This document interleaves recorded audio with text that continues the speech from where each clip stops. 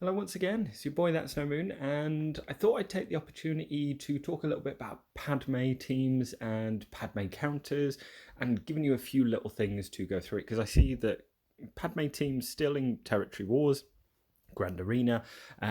She is still a team that gets a huge amount of holds, and a lot of people struggle with getting through Padme. So I thought I'd give a little bit of an insight into it as well, and also have a look at teams, because there's going to be a changing dynamic in Padme at this very point at the time of writing as well. So when we have a look at probably the best layout in terms of a defensive Padme team, that is 100% going to be with C3PO. C3PO adds a huge amount of benefits to a lot of factions. But yeah, more certainly like Galactic Republic are going to be there, gaining extra protection, things like that, defense penetration, etc. And also the one about confusion. So not confusion, translation. My apologies. But when they get to 3 turns, it's going to increase. So when he uses his basics, so when C3PO gets to 3 stacks of translations, you can decrease the character's cooldowns by 1 as well, which makes it incredibly tough to get through. Now, in terms of the Padme counter, as I said, I feel that you're going to probably see on defense a lot more of Barriss and Shaak Ti, quite possibly, or another Galactic Republic character in there, simply because of this bottom team here, the Rebels. Now, C3PO has made an absolute storm into this team with 3PO and Chewie, Chewbacca, Han, and CLS. Now, that is probably one of the toughest teams, and Xaereths did a fantastic counter video on this with using General Grievous and droids. So 100% go and check that out. I'll leave the link in the Discord below as well, and sorry, not the Discord, the description below. So what I wanted to go through was a couple of variants, or a couple of ways, talking about the top team and then talking about the bottom 2 teams as well, because without C3PO here, it gives you a lot more opportunity to score much better banners in GAC with solos as well. The only other one that I will omit from this is going to be a nest. Now, a nest is if you have a relic nest or a relic 7 nest. That can be pretty good. Again, it can be a little bit dicey, but it can time out as well, quite possibly. But again, if you've invested a huge amount of relic levels into Nest, that's going to be a good option as well. I personally don't. Nest is a fantastic character. However, let's jump into the footage. Let's have a look at like a normal standard counter, and then we'll have a look at a little bit riskier, showing off counter as well. So let's get into the footage and we'll go from there. So this first one was taken from recent Grand Arena, and I'm up against Padme in there with the C3PO, so the standard Galactic Republic lineup, or probably the strongest one in my opinion. So in terms of this Galactic Republic, now Padme, a lot of people, as you start going further up the game, you'll see sort of some incredible speeds on Padme of 300 plus, maybe even 310, etc. This one isn't too bad at 283, and as a good rule, you'll want a very, very fast speed set on Thrawn. Now, I know a counter argument you're going to say to us, okay, well, Thrawn is needed to get through Galactic Legends, etc. Correct, but this is more for the situation where you have Thrawn available, and you have Traya available, and you have a few other things at your disposal, and also getting through it guaranteed, because again, what you don't want to be doing, throw in a team, preload them, and then be sort of completely stuck, because the Padme team is very similar to like an old Night Sisters team, where it's a case of you need very specific mechanics to get through it as well.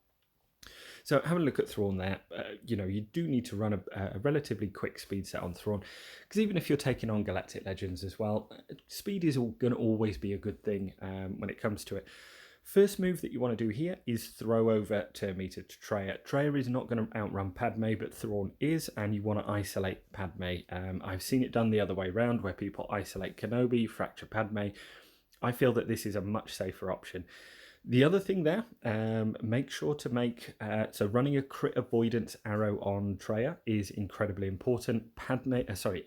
Ahsoka always, it feels like, always goes for that big hit initially on Traya. Now, this causes a few issues. So obviously, if she wipes out Traya in the first turn, that's bad news bears, honestly, because the isolate is going to disappear, and then Padme is going to be able to get all those stacks up for everyone. So running, personally, I run crit avoidance on Sion and on Traya because, again, whether you're dealing with Geonosians or whether you're dealing with Galactic Republic as well, going to be incredibly important to make sure they survive. Both are at relic levels, but not particularly, not particularly relic. I think Sion is relic 2 and then Traya is relic 2 as well, so definitely still a place to relic these guys. This is triumvirate, I feel, in the current state of the game. So here, as I said, we've taken out Kenobi first. Ideally, we get into Jedi Knight Anakin first, but unfortunately it didn't work that way. So we'll do what we can, and again, I feel like I can pretty much tank a decent hit from Jedi Knight Anakin.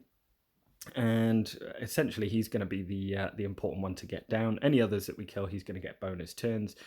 So let's get rid of him, and now the rest is going to be relatively easy.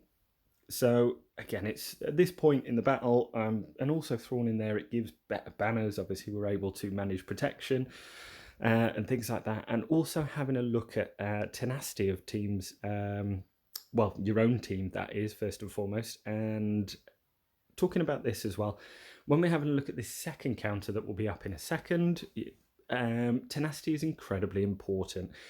Now, having a look at the potency, I don't see a huge amount of people modding Padme or modding Jedi Knight Anakin for potency themselves. Now, the potency is incredibly important when it comes to this second counter. Okay, so when we talk about a character that's able to... So we talked a little bit about Nest earlier. Another character that's actually able to, in those second two lineups of the Barriss and the Shakti, is actually able to run or get a solo against Padme, which can be pretty cheap as well. It's going to be a Darth Malak. Now, obviously, tenacity is huge on this character. And I know protection is also very important as well. And currently, if you're running the Rancor rods, you may want to, or the Rancor challenge, you may want to be swapping mods out here for like a health build or have a set ready for health build and tenacity build. I personally really like running Malak with tenacity and a huge amount of it. If you are struggling with tenacity, don't forget your old friend who can help out with that. There's a couple of leaders that you can sort of go to as well that really do ramp up Malak. The first one is Farmboy Luke. Now his leadership doesn't need a Zeta, but all allies gain 45% tenacity. If you're really struggling, you can add a Zeta on there as well to add 5% tenacity as well. So yeah, there is that, but as I said, no need for the Zeta on there. That'll add 45% tenacity. The other one is going to be, where is he? SWGoH Oppress. Now, SWGoH, his leadership is actually pretty good as well, you know. Sith allies gain 75% defense and 30% tenacity. Other allies gain half those amounts. Now, I actually prefer this, adding the 75% defense as well. In terms of having a look at the Galactic Republic faction, now, as I said, when it comes to tenacity, you won't see a huge amount. When it does come to this, ideally you have like a fair amount of potency on this character as well. And again, the higher the potency, the better, because you're going to be getting, on your basic, you're going to be getting healing immunity as well. And also buff immunity, so that's going to help hugely to counteract this counter that I'm going to show you. And also Padme has her stun ability, which is going to be pretty clutch as well with the graceful assault. So again, having her with a little bit of potency isn't going to hurt at all. So a potency crosshair is going to take her to 100% potency. But again, there's a few little things there to consider before doing this. So let's jump into the footage and I'll go from there. Okay, so as I said in this one, I'm up against a Padme team here. I can't exactly remember the gear or relic levels. This was quite a while ago. But the important ones are all relic, and then Barriss will be doing, what she does as well. So Darth Malak is able to solo this, and as I said, if you are struggling with the tenacity side of things, or you do find that Padme and Anakin have a huge amount of potency on them, then again, it's going to be a case of have a look at adding a leadership, both like Farmboy Luke or SWGoH, and that's going to help you out hugely as well. So this was taken from an old Grand Arena video as well, so yeah, let's get into it. And essentially this is there's no real danger of timing out, But yeah, essentially I feel that, so here I'm just checking potency, and I'm just sort of going through as usual. So there we go. In we go. Yes, I know I'm attempting it without a full squad. Thank you very much. And again, Kenobi is going to be, as soon as I get protection down on Kenobi, that's going to be the most important thing. So again, I'm looking at proccing my first bonus turn here. So there we go. And as I said, as soon as Kenobi goes, Padme is going to heal up here. And again, that's a little bit annoying because I can't get him. Shakti tends to be the little bit more annoying one, because she adds like bonus protection. But here you'll see we should be able to very quickly dispose of Kenobi. There's that like ever so slightly bit of protection that's annoying, and then obviously she heals up. So it can be a little bit fiddly in this first part of the battle, but as soon as you're at 3 stacks, or like Dark Infusion, as soon as you're at 3 stacks of that, it does become a lot easier. So as you see, the potency is going to be hugely important.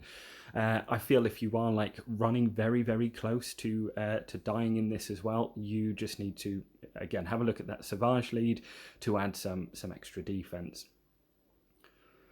Okay, and we should be disposing of Kenobi very, very soon. Okay, there goes his bonus protection.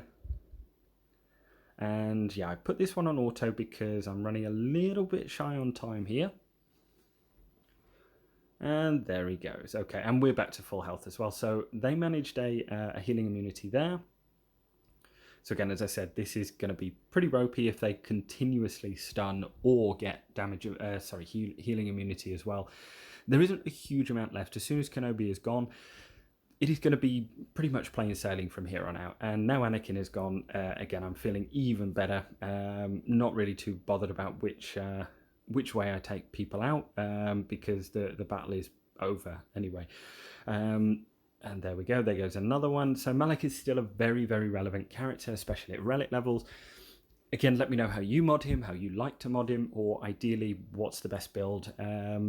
Because yeah, I genuinely think that a tenacity build Malak still has a place in the game at the moment. There we go, so just as we dispose of Padme, there we are, so that wraps it up. So hopefully that helps. Let me know your thoughts in the comments below. If you do want to join the Discord, please feel free to. That'll be in the description below as well. And I will see you all next time. Cheers, guys.